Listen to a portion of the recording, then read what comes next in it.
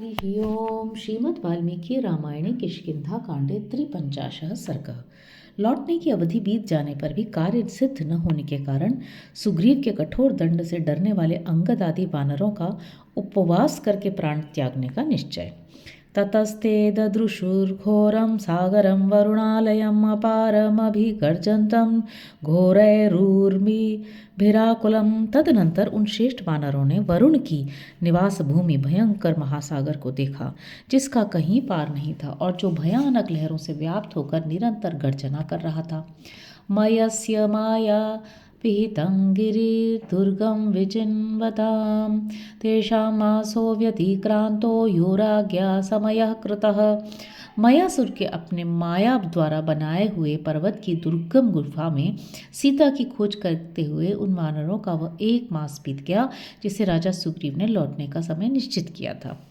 विन्ध्यस्य तु गिरेः पादे सम्प्रपुष्पितपादपे उपविश्य महात्मानश्चिन्तानामापेदिरे तदा। विंध्यगिरि के पार्श्ववर्ती पर्वत पर, जहाँ के वृक्ष फूलों से लदे थे, बैठकर वे सभी महात्मा वानर चिंता करने लगे। ततः पुष्पातिभाराङ्ग्रालताशतसमावृतान् द्रुमान् वासन्तिकान् दृष्ट्वा बभूवुर्य भयशङ्किताः।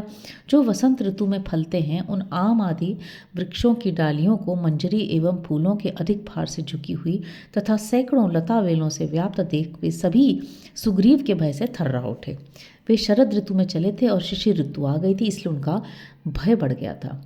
ते वसन्तमनुप्राप्तं प्रतिवेद्य परस्परं नष्टसन्देशकालार्था निपेतुर्धरणीतले। वे एक दूसरे को ये बताकर कि अब वसंत का समय आना चाहता है, राजा के आदेश के अनुसार 1 मास के भीतर जो काम कर लेना चाहिए था वह न कर सकने या उसे नष्ट कर देने के कारण भय के मारे पृथ्वी पर गिर पड़े। ततस्तान् कपिवृद्धाश्च शिष्टाश्चैव वनौकसः वाचा मधुरया भाष्य यथा वदमुन्नुमान्य च। स तु सिंहवृषस्कन्धः पीनायत भुजकपिः युवराजो महाप्राज्ञ अंगदो वाक्यमब्रवीत्। तब जिनके कंधे सिंह और बैल के समान मांसल थे, भुजाएं बड़ी बड़ी और मोटी थीं तथा जो बड़े बुद्धिमान थे, वे युवराज अंगद उन श्रेष्ठ वानरों तथा अन्य वनवासी कपियों को यथावत सम्मान देते हुए मधुर वाणी से संबोधित करके बोले। शासनात् कपिराजस्य वयं सर्वे विनिर्गताः मासः पूर्णो बिलस्थानां हरयः किं न बुध्यत। वयमाश्वयुजे मासि कालसंख्या व्यवस्थिताः प्रस्थिताः सोऽपि चातीतः किमतः कार्यमुत्तरम्।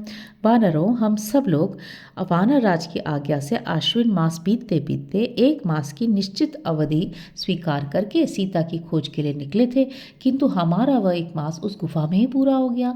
क्या आप लोग इस बात को नहीं जानते? हम जब चले थे तब से लौटने के लिए जो मास निर्धारित हुआ था वह भी बीत गया, अतः अब आगे क्या करना चाहिए?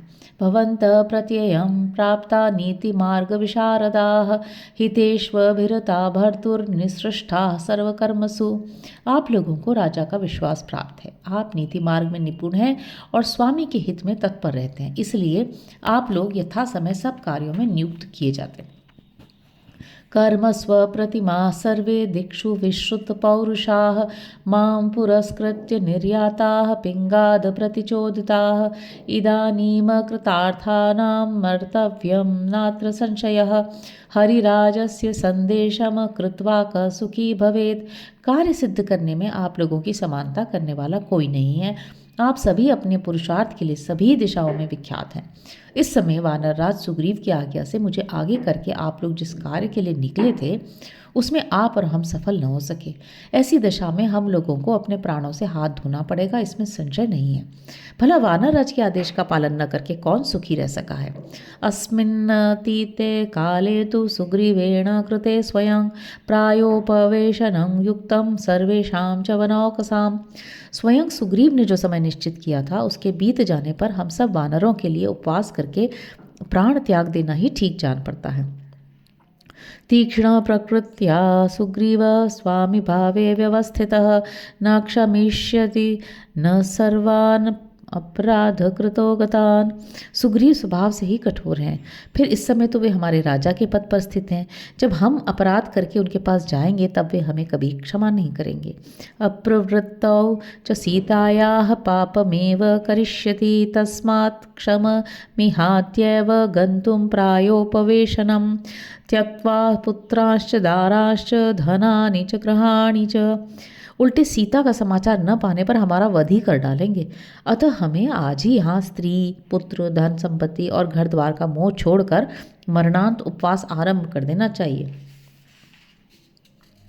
ध्रुवं नो हिंसते राजा सर्वान् प्रतिगतानितः वधेना प्रतिरूपेण श्रेयान् मृत्युरिहैव नः।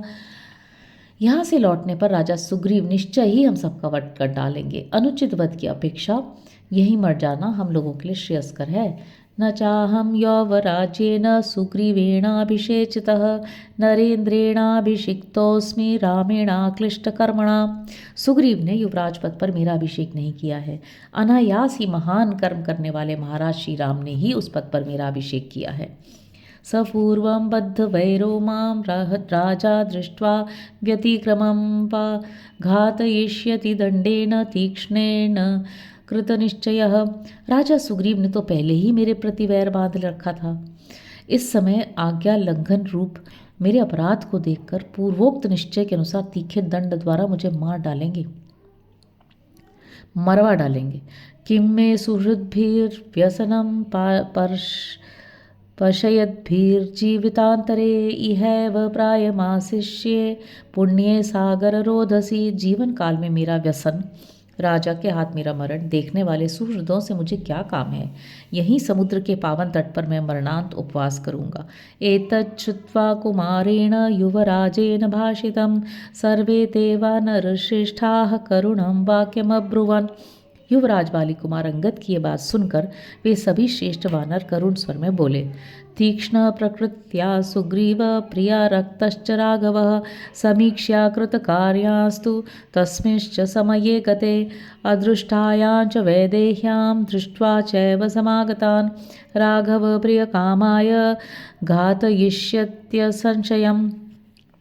सचमुच सुग्रीव का स्वभाव बड़ा कठोर है। उधर श्री रामचंद्र जी अपनी प्रिय पत्नी सीता के प्रति अनुरक्त हैं। सीता को खोजकर लौटने के लिए जो अवधि निश्चित की गई थी वह समय व्यतीत हो जाने पर भी यदि हम कार्य किए बिना ही वहाँ उपस्थित होंगे तो उस अवस्था में हमें देखकर और विदेह कुमारी का दर्शन किए बिना ही हमें लौटा हुआ जानकर श्री रामचंद्र जी का प्रिय करने की इच्छा से सुग्रीव हमें मरवा डालेंगे, इसमें संशय नहीं। न क्षमं चापराधानां गमनं स्वामी पार्श्वतः प्रधानभूताश्च वयं सुग्रीवस्य समागताः। अतः अपराधी पुरुषों का स्वामी के पास लौटकर जाना कदापि उचित नहीं है। हम सुग्रीव के प्रधान सहयोगी या सेवक होने के कारण इधर उनके भेजने से आए थे। इहैव सीता मन्वीक्ष्य प्रवृत्तिमुपलभ्य वा नो चेत् गच्छाम तं वीरं गयिष्यामो यमक्षयम्। यदि यहीं सीता का दर्शन करके अथवा उनका समाचार जानकर वीर सुग्रीव के पास नहीं जाएंगे तो अवश्य हमें यमलोक में जाना पड़ेगा। प्लवंगामानां तु भयार्दितानां श्रुत्वा वचस्तारिदं बभाषे अलं विषादेन बिलं प्रविश्य वसाम सर्वे यदि रोचते वह। भय से पीड़ित हुए उन वानरों का यह वचन सुनकर तार ने कहा, यहाँ बैठकर विषाद करने से कोई लाभ नहीं। यदि आप लोगों को ठीक जचे तो हम लोग स्वयं प्रभा की उस गुफा में प्रवेश करके ही निवास करें। इदं हि माया विहितं सुदुर्गमं प्रभूता पुष्पोदक भोज्यपेयम् इहास्ति नो नैव भयं पुरंदरान् राघवादवानरराज तोऽपि वा। वह गुफा माया से निर्मित होने के कारण अत्यंत दुर्गम है। यहाँ फल फूल जल और खाने पीने की दूसरी वस्तुएं भी प्रचुर मात्रा में उपलब्ध हैं। अतः उसमें हमें न तो देवराज इंद्र से, न श्री रामचंद्र जी से और न वानरराज सुग्रीव से भय है। श्रुत्वांगदस्यापि वचनोऽनुकूलमुचुश्च सर्वे हरय प्रतीत यथा न हन्येम तथा विधानं सक्तमत्यैव विधीयतां नः। तार की कही हुई पूर्वोक्त बात जो अंगद के भी अनुकूल थी सुनकर सभी वानरों को उस पर विश्वास हो गया। वे सब के सब बोल उठे, बंधुओं, हमें वैसा कार्य आज ही अविलंब करना चाहिए जिससे हम मारे न जाए। इतिहासे श्रीमद् रामायणे वाल्मीकि आदि काव्ये किष्किंधा कांडे 53 सर्ग। इस प्रकार वाल्मीकि निर्मित आर्ष रामायण आदि काव्य के किष्किंधा कांड में 53वां सर्ग पूरा हुआ। हरि ओम।